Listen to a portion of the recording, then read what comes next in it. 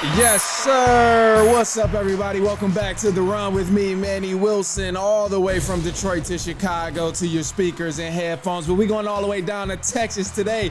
I got my guy with me, close friend, man. He down there in Texas, Chris Battles. What's the deal with you, man? What's going on? What's up? Man, I'm so glad you could join me. And we was in the middle of a conversation, but before I continue on this conversation, for everybody who joined in, I appreciate you tuning into the first interactive sports podcast. You know, this is a community that makes sure your voice is heard. So if you hear something I say, you hear something Chris say, and you don't like it, give us a call, 219-413-9405. Or even if you do like it, you agree, disagree, want to outsmart us, give us a call, 219-413-9405. But anyway, look, I know the conference finals, people about to get swept, Lakers about to get swept, Celtics about to get swept, but we got something more important because we was talking and Chris said, yeah, man, you know, when I was in the military, I hurt my ankle. I was hooping. So I said, oh, damn, it was like that? So hey, what's up, bro? What happened when you know you was hooping on base and you got crossed? Like, what, did somebody snatch your ankles? I don't remember you getting around like that when we used to be playing, bro. What's the deal, man? What's going on with that? Let me tell you the story. So, man, I got a close friend who I was in the military with. And, man, we was hooping, we was playing, we was doing 4-on-4, 5-on-5. He's 6'4", 230. Damn.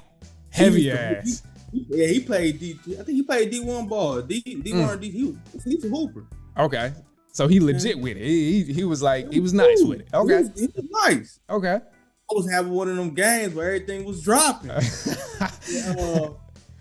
The game had this is the second game, man. And man, I caught him. I tried to catch him under the rim. Oh man, he was down there. Oh, bro, I know he ain't punching on you. Boom! He dunked on you, or oh, I tried to dunk on him. Oh yeah. Nah, you. I tried to put him in the rim. Man, I must have and I almost got it in there, but oh man, I hit the back of the rim, laid it down. Man, the rest is history. He got stretched out trying to dunk on him, man. Oh, right since then, I basically came down on the ankle really bad. It was swole. Okay. Same friend later on, man. Probably 2 weeks later, we went out. We had this chocolate. This when I was in Italy. We had this chocolate festival, man. Damn, that sounds great. I ain't gonna lie to you. It was nice. Nice. And we was drinking and stuff. And he a hard drinker. Well, big motherfucker, he gotta be. He a hard drinker, bro.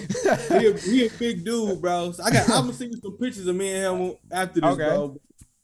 Man, and so when he get drunk, bro, he just fall like Shaq. Just fall. He said, "You not a drinker, bro. You not a drinker." He just fall, bro. Just fall, man.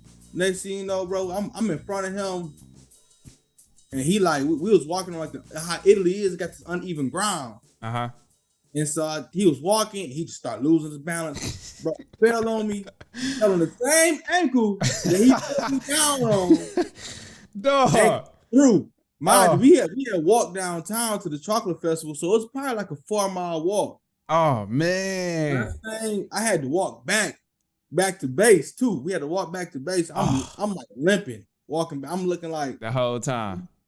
Man, I'm looking crazy, man. Dog. Oh my gosh. So not only did you hurt the ankle, he made it worse. He made it worse. Getting drunk and all that. Oh man, that's crazy, bro. You know, it's crazy too, because you bring up Italy, man. And look, we're gonna get to basketball in just a second too. But you know, that's my guy. We gotta catch up too a little bit. But it's crazy too, because bro, I remember I was seeing all the pictures and stuff when you was in Italy, man, and I'm like, that's dope, bro. That's goes back to how we were saying, you know, military, you can get some benefits too now. I mean, one of those benefits is you can go everywhere. So that's super dope, man. I went to Croatia. That's probably the closest I was to Italy, bro. That's probably Europe. Best, that's Europe, bro. Well, yeah, definitely still Europe. But bro, best vacation in my life ever, bro. Went to the beach there? Yeah, it was a couple, bro. We stayed in Šibenik. and we went to, bro, I had to map it out. I had to figure out the rest of the places, but we went a couple different places within Croatia. So it was so nice though, bro. And like, man, the whole vibe, all of that was just so different, bro. And it's so necessary for everybody to me, bro. I feel like it's experience it one time, bro, just once. Like it changes your whole mindset, your whole perspective of American. You see the movies and you see it in person, it's completely different. I swear, bro. Even, hey, it's funny that you say too, like the pavement on the ground and stuff, how it's uneven, bro. One of the things for us, like when we went, was like the ground was so slippery. Like everywhere we was going. I don't know, it might be like that in Italy or not, but depending on where we were, the ground, pavement, whatever, the stones. That's what it was. The stones were like so slippery, and we kept trying to figure out like, why is everywhere we go, the stones, like we're damn near sliding, you know? It was raining one of the days and we walking, it's like, I'm holding on to my lady, we leaning back like we gotta be careful. Like if we fall, trip is over. Like this might be bad. So hey, your ankle will be just like mine. Yeah, your ankle gonna be like yours, bro. So that's so dope, bro. That's dope, man. All the military stories. We gonna have to make that another episode too. I guess it's safe to say we can transition to sports now. Maybe you down there in Texas. Speaking on Italy and basketball, though, I went to a couple women's basketball games. Oh, for real? Yeah, man. Damn, that's one of the things on my bucket list also too, is to catch one of the overseas games. And you said it was one of the women's games too. So now I say it all the time, even with women's basketball in general, bro. We don't see the athleticism like how we can see guys swing from the rim, jump on the rim, and bail themselves out with the athleticism that they have. But boy, they be some technical, fundamental, man. So fundamental, bro. And if you enjoy basketball, like I just find it hard for a person who enjoys basketball to not be able to enjoy women's basketball, because you understand how technical they have to be. You will know that. You will understand women. Literally, bro. And then you have to watch them score the ball without relying on solely their athletic ability. So, bro, it's crazy. And that's dope. So I gotta ask too, was the women's game like just as hype as they claim that the men's games are overseas? Well, I didn't see a men's game overseas. I just went to go support somebody who I was stationed with. Okay. I went to the game. It was pretty tough though. It was a small gym, like a high school gym. Right. I mean, it was still pretty good though. It was still jumping and stuff like that. But the game was good. The basketball was good. All of that stuff. And you can't argue with that, bro. Like you can't argue with watching good basketball, especially if you're overseas. That's why I want to do it. One of the reasons it's so tough too. But all right, man. Let's transition over to one of the key reasons we got you here, man. Let's get the brooms out, man. Let's pull the brooms out. It's pretty much about that time. I ain't gonna lie to you. The way it's looking. We're gonna start. We gonna start with here's the reality. Here's the reality of the conference finals. Both teams. The Heat, they embarrassed the Celtics. They're up 3-0 right now. The Nuggets, they are embarrassing the Lakers. They are embarrassing the Lakers right now. LeBron is the leader on that team. He's the face of that team right now. Obviously a historic organization in the Los Angeles Lakers, but the boys is out here getting embarrassed. But before we jump to the Lakers, I want to talk about the Heat, because this was the game that most of us watched last night. Lakers play tonight, obviously, but the Heat, they beat the Celtics by 30. They put belt to ass, bro. They put belt to ass. By 30. That's crazy. 30 points. They gave up, bro. Whack these dudes, bro. So when I see this, actually from the Celtics, something I've realized with the Celtics in this series, bro, is that these boys is soft. They're soft. And I don't make this claim as a broad claim of, oh, they're soft because they've been losing, because they're not trying to fight the Miami Heat after, Jimmy is taunting them. No. To hell with all of that. I say these boys are soft because when you watch them play and they're playing against the Heat, who's always first to the ball? Miami Heat. Who's always first to grabbing a rebound that's up for grabs? Miami Heat. Who's barely fighting around the screens that they set? The Celtics. I know that was kind of a switch up, but That's some of the things I see. Like the loose balls, Celtics are not fighting for it. They're not hustling for it. You said screens. No drive, bro. No drive, bro. Nothing. It's gone. It's gone. Yeah, and that, like, bro, to me, when I look at these games, it low key makes me mad because it's the body language too. Yep, that's another reason that shows like these dudes are defeated. They're soft. They don't care. You get up 16, and now they looking at each other, swinging arms. You see slouch shoulders, slouch posture. The coach like don't look like he furious. No, like the coach, like, oh man, get mad at the players.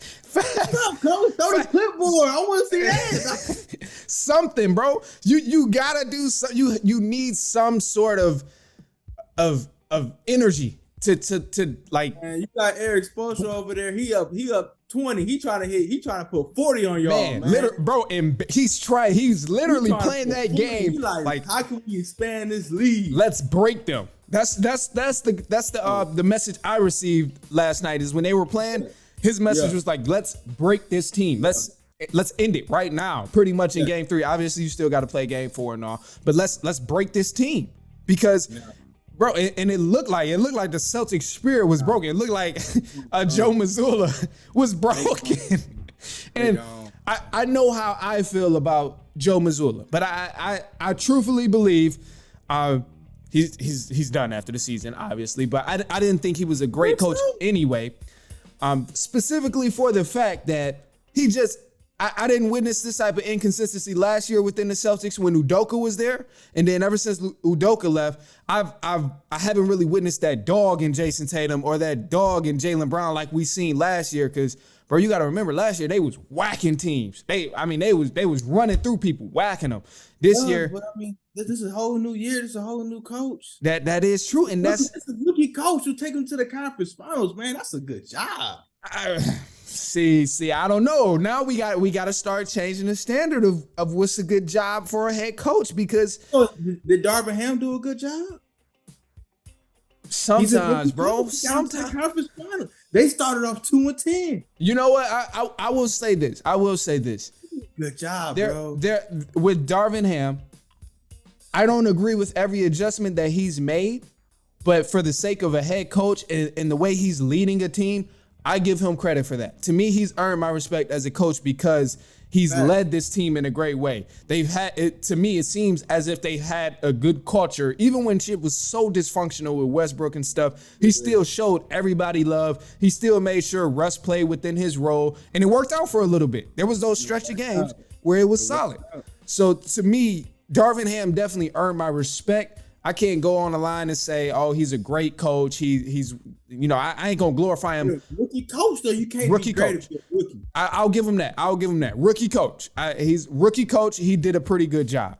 I will say that. Real good job, bro. Rookie coach. What? I mean, Steve Kerr, his first year, that motherfucker won a championship. Who he is?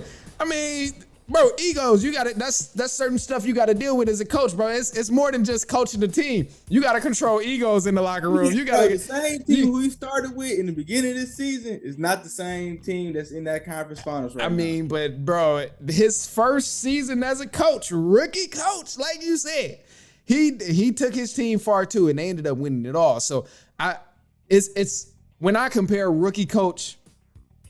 It's hard. And then also, too, what I was going to say, man, we've been seeing a lot of coaches get fired lately. Like, that's been doing a good job, which is why I'm like, we got to kind of revisit what the hell is even a good coach because Manny Williams, I don't think he was the problem in Phoenix, but they fired him. He's like one of the most winningest coaches throughout the last few years. But record, man. Yeah, he had a solid record. But yet they fired him. Over there for Manny. Yeah, he went over there to go play with them as well. And then, bro, you got to factor in that half the team was traded. The bench, the whole entire bench they had was traded. Y'all relying on y'all starters. Bro, I'm saying, so to me, it's like, all right, now what are we really doing here? Well, who are we really putting the blame on? Who are we saying is the scapegoat? Who are we saying is not? Because I mean, it damn sure ain't Monty Williams' fault. Look at he made it work to a point where they at least, got past the Clippers and stuff as they should have, with Kawhi and stuff being injured, all of that. But I mean, still, like you can't put that all on him as the head coach. especially while Doc Rivers been trash coaching for the past 6 years, and he's still just, I hate to throw a curveball at Doc Rivers, but that motherfucker can't coach, bro. He step down from head coach to be an assistant coach or something. He cannot coach, bro. That's a different story. That's a different story. Let's go back to Joe Mazzulla, because that's what brought us to coaching. To me, he doesn't push the right buttons. He's not pushing the right buttons on the stars that's gonna get the best out of Jason Tatum and Jaylen Brown. That's what I see. Them two, though. I don't think it's them two. I don't think it's Jason Tatum and Jaylen Brown neither. Nah. I think it's the leadership in Joe Mazzulla that's not really getting the best out of them, because bro, they turn into bums in the fourth quarter. Like, as great as Jason Tatum is and as great as Jaylen Brown is, bro, you watch the games, you see what happens. Jason Tatum shooting horrible in the fourth quarter, only shooting 3 shots in the fourth quarter. Jaylen Brown. Let me tell you what I see. What's up? What do you see? Let's hear it. I see, so I feel like they got Tatum as the first option in scoring, right? Mm-hmm. And teams adjust to that. And so now they go based off Tatum when they really need, and they still feed the ball to Tatum when they need to feed the ball to Brown. And although he's a second option, to me, I think Brown is a better offensive threat than Tatum. You think he got the upper hand? Yes. Yes. Between offensive threat, not all around player, I think he got a better offensive bag than Tatum. And I don't know. See, this is where things get complicated. Because both of them are great players. Sometimes one plays better than the other, as we've seen. Right. Sometimes one saves the other, as we've seen throughout the course. Yeah. Literally. But comparing Jason Tatum and Jaylen Brown, when I watch them both, I hate to put it this way, but it's really like apples and oranges. It's like pick your poison of which one you really want to be the better person, because you can pick apart, you can nitpick at little stats and stuff that favor in both of them and alter it to a point where it's like, well, Jason Tatum is that guy or Jaylen Brown is that guy. But ultimately, for me, what should separate them is when that fourth quarter comes along, or at the start of the game, who is more consistent over the course of time. And that's what you gotta adjust to what team is how they playing that player. And you need to go to the other option. That's true. I know you're absolutely right. Because if a team is like, all right, we're gonna blitz Jason Tatum, we're gonna like force the ball out of Jason Tatum, it has. Bro, it's Brown's time. At that point, he has to give them a reason to start, doubling him and getting Jason Tatum rolling, or at least start going off. That way, it can help other people get the touches they need, help the corner boys get the touches they need, all of that type of stuff. Yeah, but to me, that's where it's like apples and oranges, because both of them are extremely talented, but depending on who they play, one is always more consistent than the other. And to be honest, both of them are fairly inconsistent at times, which is why I don't believe one has the upper hand over the other. To me, it's like, all right, y'all both are great. You guys are both extremely talented. If you went anywhere else, you clearly would be, the key piece on that team. The number one option, both of them. I mean, yeah, honestly, both of them are the number one option. But it just comes down to the fact of like, okay, which one of y'all gonna be more consistent? Because there's games where, as I mentioned, Jason Tatum starting 0 for 9 and 0 for 10 and 1 for 8. You break out with 55. Yeah, infinite. Like, come on, bro. Like, what's really going on here? Like, you get what I'm saying? So, and the whole playoffs been inconsistent with everybody. It has, and well, everybody on the Celtics or. The whole playoffs in general, man. Everybody's been inconsistent. Not the Heat. They've been putting belt to ass since they started to play. Yeah. After the play-in game, they've been putting belt to ass even all the season. Play-in games, they was coming through. Yeah, it was rolling that's through. That's true. Because Jimmy showed up then, and the role guy showed out too. So that's something that scares me. The only team that ain't been inconsistent. Denver too, though. They've been put. There's stretches because we seen Jokic have a bad game and stuff. I was thinking Michael Porter. Oh, that motherfucker's so inconsistent. You know what I'm saying? I like him. I like Michael Porter too, but boy, he's Mr. Jack shit. That Phoenix series, bro. I think one game he ain't played the whole fourth quarter because he had an off game. It was his night. He does that though. He's a streaky shooter, and he can shoot the ball. I would never not give him the green light option because he does make them sometimes. But boy, do he jack shit. I tell you he jacks shit. I would tell you that. That motherfucker is J.R. Smith in today's game, damn near. Like, I'm an older J.R. Smith, because J.R. Smith, he was like that Denver J.R. Yeah, he's like Denver, New York, and even Cleveland. Yeah. Even Cleveland too. I would give him Cleveland. Yeah. I give him Cleveland too. But all right, long story short, man, is Celtics getting swept or what? What's up? Celtics getting swept by the Miami Heat on Tuesday or what? Nah. No? Okay, you think they got a game? Is it game 4 that they go? I mean, they got to win game. I think they'll get 2 games, man. You think the Celtics, the same team we've been watching, is going to get 2 games? I think they get 2 games. I just want to be abundantly clear on this because I'm going to hold you to it. I'm taking mental notes as I ask you this. Part of me want to say they get swept, bro, but I just can't see Tatum and Brown going out like that. I know it's so much talent on that team, but when the boys soft like that and the Miami Heat is controlling them, tossing them around like that, I don't see this going anywhere past 5 at max. You think they get 1 game? At an absolute max, and I barely think they're gonna get the 1 game, bro. The way they've been playing, no. Here's what I'll say about Game 4, and then we'll move on. Miami, right, on Tuesday, right? Yeah, they're still in Miami. Miami stole the first 2. So you think they go win in Miami, they go back home and drop it at home? No. I personally think the Heat are gonna close it in Miami, but me being lenient to the Celtics because they have so much talent on that team, but they're just not living up to that potential and the talent that they have. I don't think they're gonna win Game 4. I think Heat are gonna smack them up again and wrap it up in Game 4. But at most they end it in 5. Bro, the Heat ain't been playing with these dudes, bro. Here's how I think Game 4 is gonna be. They're gonna start the game. Celtics they're gonna come out fighting. They're gonna play hard. It's going to be kind of close. They may get like a 12-point lead at some point, even maybe 15. Third quarter is going to come around. Heat are going to start rolling. Them third quarters, they dropped 46 the first game. 46, and this is why I say Joe Mazzulla is a bad coach. The motherfucker didn't call a single timeout the whole game. Bro, didn't call a timeout. The whole third quarter, you letting this team mollywop you, and you letting this team smack you in the third quarter, put up 46 to like your 27 or something like that, and you don't call a single timeout when you was up by double digits.